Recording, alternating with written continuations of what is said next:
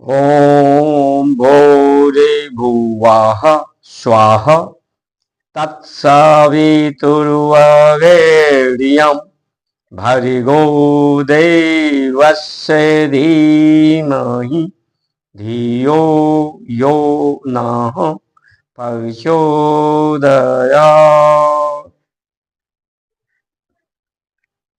भारत संस्कार मंच YouTube channel पर आप सभी महान भावों का वंदन, अभिनंदन एवं स्वागत है। प्राण स्वरूप परमात्मा जो आप सभी के अंदर, हम सभी के अंदर कण कण में विराजमान है, जिसके अंदर प्राण है, परिवर्तन है, सजीव है, निर्जीव है, उन सभी के अंदर प्राण स्वरूप परिवर्तन जो परमात्मा कर रहे हैं, वो हमें सद्बुद्धि दें, सन्मार्ग पर चलाएं, पाप से, पुण्य से, दुख से, सुख से निवृत्ति कर आनंद प्राप्त कराएं, परम शांति प्राप्त कराएं।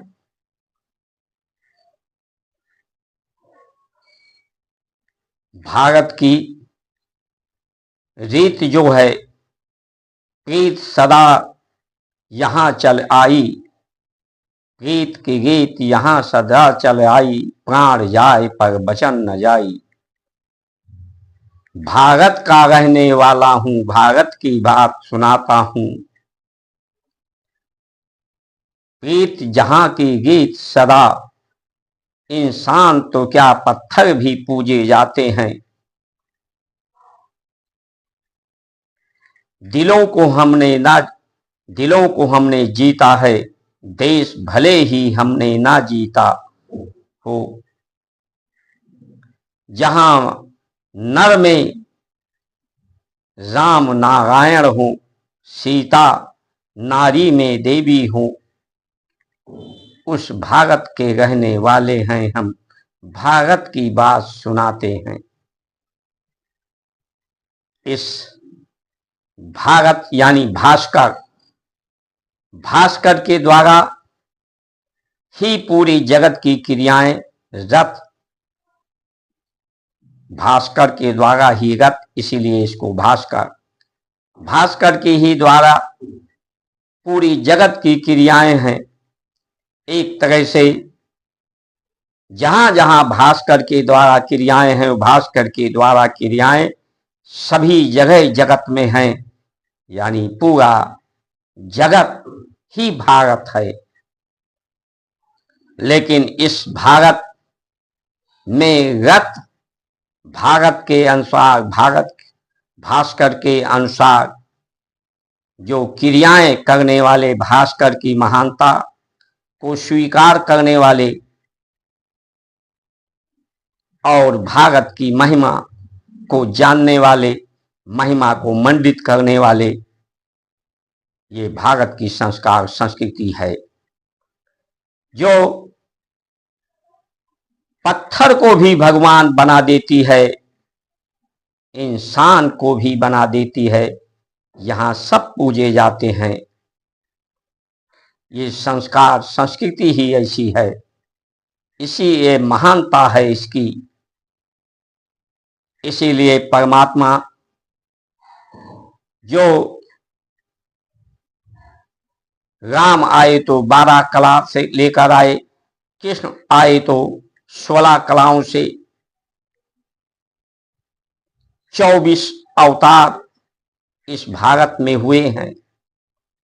अलग अलग कलाओं की शक्ति को लेकर ये जगत 3 कलाओं से, 3 गुणों से जगत है, इसलिए ये अंश है।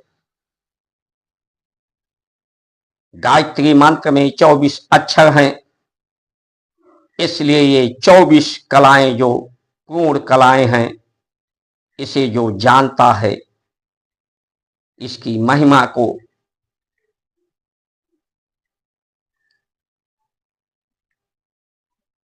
समर्थ को नहीं दोष गोसाई, सामर्थ सभी चाहते हैं, कि सभी में सामर्थ्य हो और सामर्थ्य सभी में है भी, लेकिन उसके दोष होने के कारण सामर्थ्य सब में दिखाई नहीं पड़ता। दोष का निवारण होने पर ही सामर्थ्यवान सब अपने को अनुभव करेंगे। दोष हमारे पेट का है, क्योंकि इंद्रियां मुख में कुछ कड़वा तीखा नमक कीन रखा जाए तो तत्काल बता देता है। कान सजग रहता है, वाणी को श्रवण कर लेता है। आंखें सजग रहती हैं, लेकिन पेट हमारा सजग नहीं रहता।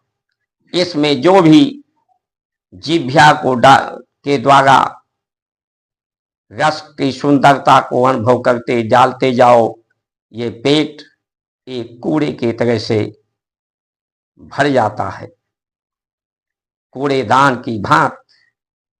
इसे ये अनुभव नहीं होता है कि हम उतना ही हमारे अंदर हम ग्रहण करें जिसको हम पचा सके, या वही ग्रहण करें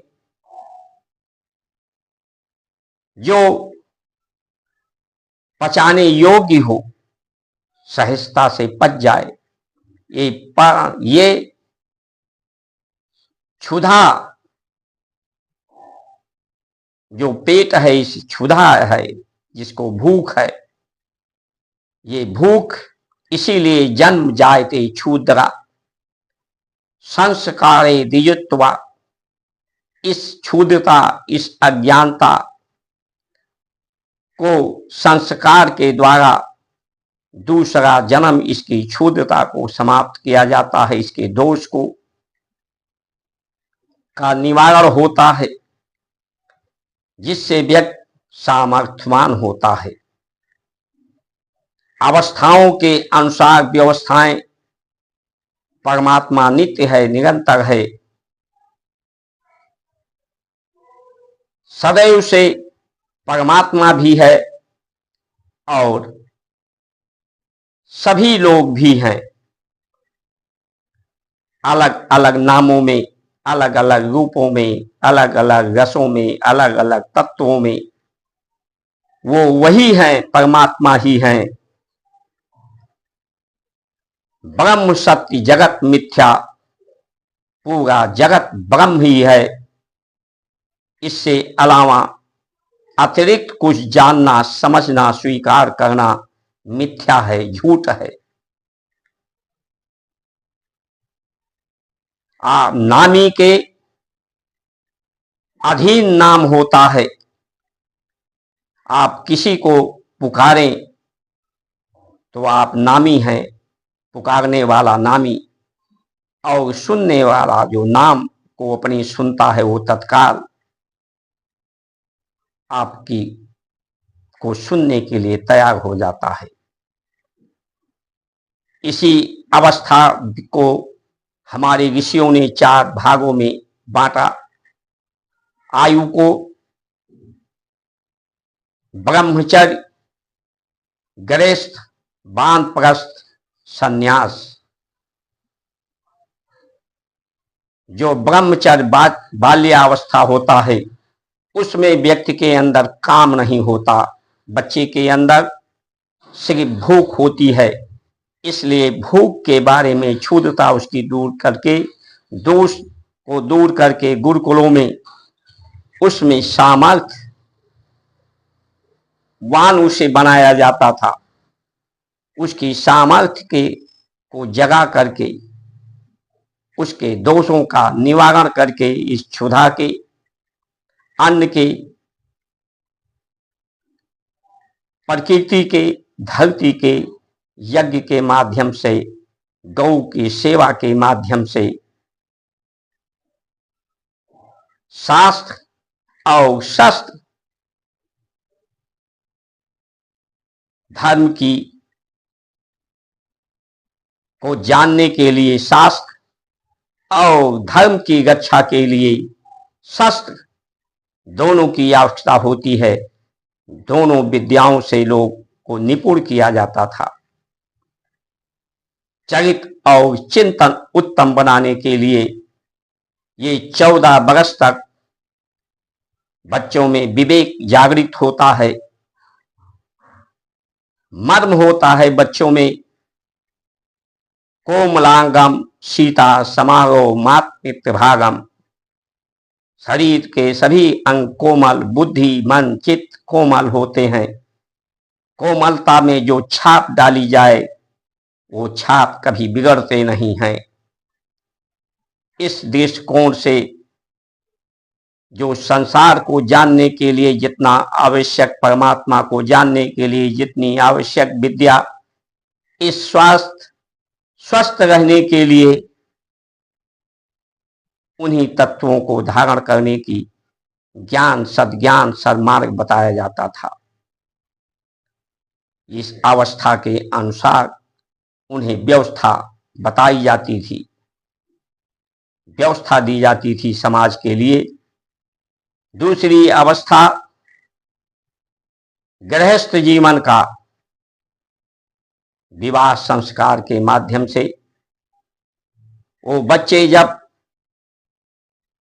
दूल्हे को राजा कहा जाता है, जब वो इंद्रियों पर अपने राज कर लेता था, अपने दोषों को दूर कर लेता था, तो उसे दूल्हा राजा के रूप में वर पर यानी श्रेष्ठ होता था, तो वो वर्ण करता था। श्रेष्ठता को जो नारी है, कन्या,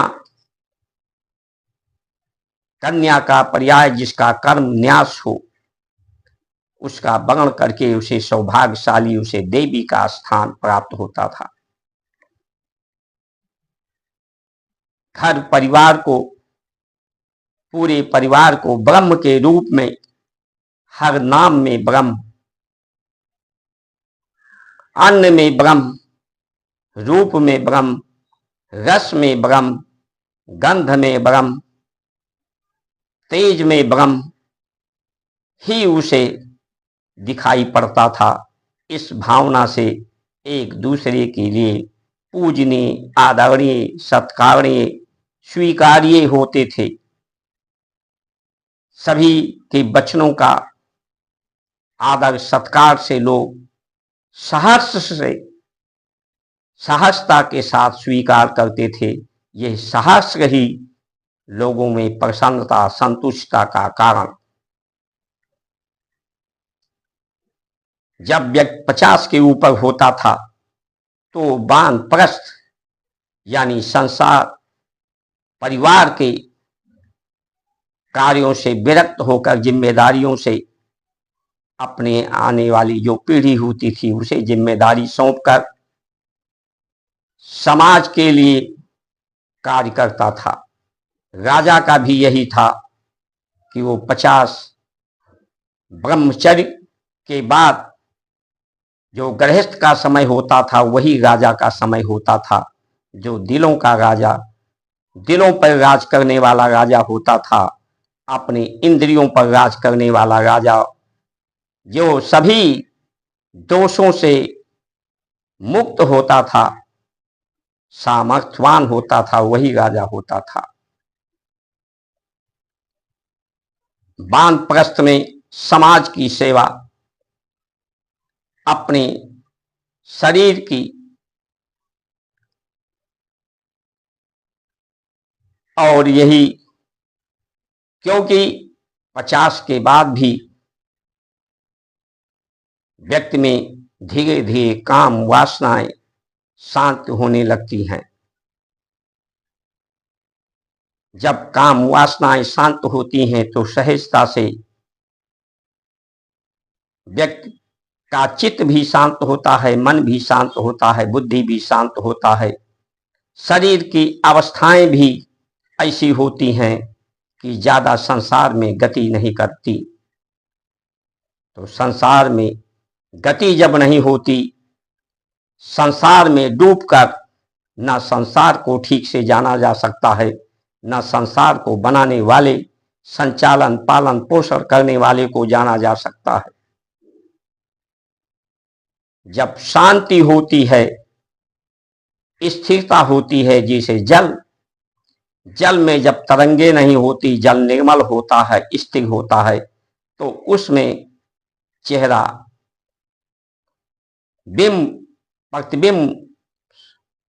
प्रतिबिंब के द्वारा प्रतिबिंब स्पष्ट दिखता है। उसी तरह से मनुष्य जब स्थिरता आ जाती है, चित्त, मन, बुद्धि, प्राण को स्थिर करके, शरीर को स्थिर करके, आसन में बैठ करके, आंख को बंद करके, संसार को ना देख करके जब अपने अंदर उस देखता है, झांकता है, दर्शन करता है, तो उसे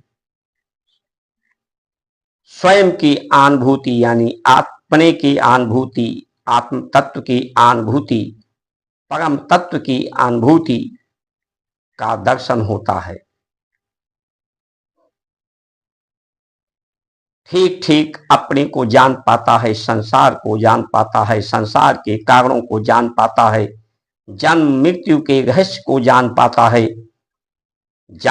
है, तो यही उसे अनुभव होता है कि मृत्यु एक अज्ञानता के कारण भय को पैदा करती है। संसार में संबंधों के छूटने का भय, साधनों का छूटने का भय का अनुभव ये अज्ञानता है। क्योंकि व्यक्ति तो रोज परिवर्तन, बच्चा जब पैदा होता है उसकी फोटो को और उसके बुढ़ापे के फोटो को मिलाया जाए तो उसे देखकर कोई नहीं कह सकता कि बच्चा ही बूढ़ा अवस्था में यही बच्चा है, उसमें परिवर्तन होता है। रोज व्यक्ति में परिवर्तन होता है, नई कोशिकाएं बनती हैं, पुरानी समाप्त होती हैं, सिर्फ स्मृति संस्कार ही पुरानी रहती हैं। इस परिवर्तन को स्वीकार करता है कि ये मृत्यु नहीं, परिवर्तन है। ये परिवर्तन भी सुंदरता का अनुभव कराने के लिए, कल्याण के लिए, क्योंकि शिव जो हैं वो शून्य से हैं। जब अहंकार शून्य होता है, शरीर की गति, मति, मन, बुद्धि, चित्त, प्राणों की गति में शून्यता आती है, न्यूनता आती है, तो अहंकार में शून्यता आती है। जब शून्यता आती है तभी सब कुछ व्यक्ति समझ पाता है। समाधिस्थ इसी को कहते हैं। जब व्यक्ति समाधि में जाता है, आहार, प्रत्याहार, आसन, प्राणायाम, ध्यान, धारणा, समाधि, तो वहां भी शून्यता ही उसके अंदर होती है, तो अपने को समझ पाता है, जान पाता है, जिससे जब पूरे संसार को सिया राम के रूप में, परमात्मा के रूप में लोग दर्शन करते हैं तो सबके लिए पूजा, आदर, सत्कार ही करते हैं। ना बैर होता है, ना रोग होता है, क्योंकि मन जब संतुष्ट होता है, पवित्र होता है, तो शरीर भी स्वस्थ रहता है। सब आपस में मेल जोल प्रेम से रहते हैं, इसी को प्रेम कहते हैं। और जब व्यक्ति संसार को, जो संसार के लोग हैं, जो भारत के गीत से, प्रीत के गीत से अलग हैं, जो जगत के गीत में जीते हैं, जो अहंकार में जीते हैं, वो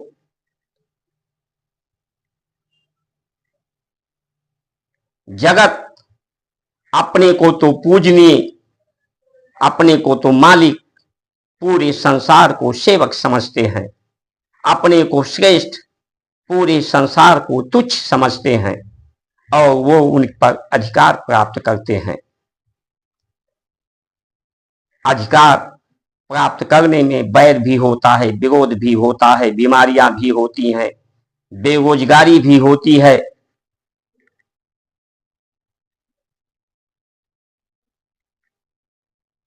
एक दूसरे को लोग हरा करके स्वयं जीतना चाहते हैं, दूसरे को नीचे दिखा करके लोग ऊपर उठना चाहते हैं, नीचे धकेल करके ऊपर उड़ना चाहते हैं। जो संसार के लोग हैं, जो जगत की रीत है, आज जगत की रीत भारत में भी हो रही है, क्योंकि ये इंडिया हो गई है। इसलिए हम सभी को इस भारत को भारतीयता के आधार पर व्यवस्थाएं देनी होगी, जिससे सभी भारत हमारा सामर्थ्यवान होगा, सुसंपन्न होगा, परम शांति सबको मिलेगी, सब संतुष्ट रहेंगे, पुष्ट रहेंगे और स्वयं को जाने, पूरे विश्व को इसे जनाने की आवश्यकता है, जिससे पूरे विश्व में शांति की स्थापना हो सके। आप सभी महान भाव, जब मंदिर में जाने का पर्याय कुछ पाना नहीं, देना होता है, मंदिर में अपने मन को परमात्मा में अर्पण करें, आत्मसमर्पण करें। धर्म के रूप में ये संसार है, धर्म के कारण ही ये संसार और ये शरीर है, क्योंकि धारण करने के कारण ये शरीर है। और परमात्मा इस धर्म को सहयोग कर रहे हैं, सहयोगी हैं परमात्मा इस धर्म के। इसलिए आप मंदिर में जाएं तो देने के लिए, लेकिन आज लोग मंदिर में जाते हैं, संत के पास जाते हैं तो देने के लिए तो संसार की वस्तु देते हैं, जो परमात्मा को नहीं चाहिए वो तत्व देते हैं, जो परमात्मा को मन चाहिए वो नहीं देते, और भिखारियों की तरह से मांगने जाते हैं। कोई कुछ मांग, कोई पद मांगता है, कोई धन मांगता है, कोई सम्मान मांगता है, कोई पुत्र पुत्रियां मांगता है। इसलिए परमात्मा ने हमको ये सृष्टि दिया है, सुंदर सृष्टि दिया है, ये सुंदर शरीर, तन, मन, चित्त, बुद्धि दिया है। इसको रक्षा करें, इसको सुंदर बनाए रखें। तन को, मन को, चित्त, बुद्धि को, धरती को, प्रकृति को सुंदर और सुगंधित बनाए रखना ही धर्म की रक्षा है। धर्म की रक्षा करना हम सभी का दायित्व है, परम दायित्व है। धर्म की रक्षा हम करेंगे तो ही हमारा धर्म रक्षा करेगा, हमारा कल्याण करेगा, हमारी जीवन में सब कुछ सुंदर ही होगा। आप लोग धर्म की रक्षा के लिए एकजुट हो जाएं। एकजुटता को दिखाने के लिए कि एकजुट हम कैसे हैं, उसका माध्यम ये संचार क्रांति को subscribe, like, share, follow, comment करके अपना सुझाव भी देने की कृपा करें। इन्हीं वचनों के साथ आप सभी का सुमंगल कामना करते हुए जय श्री राम।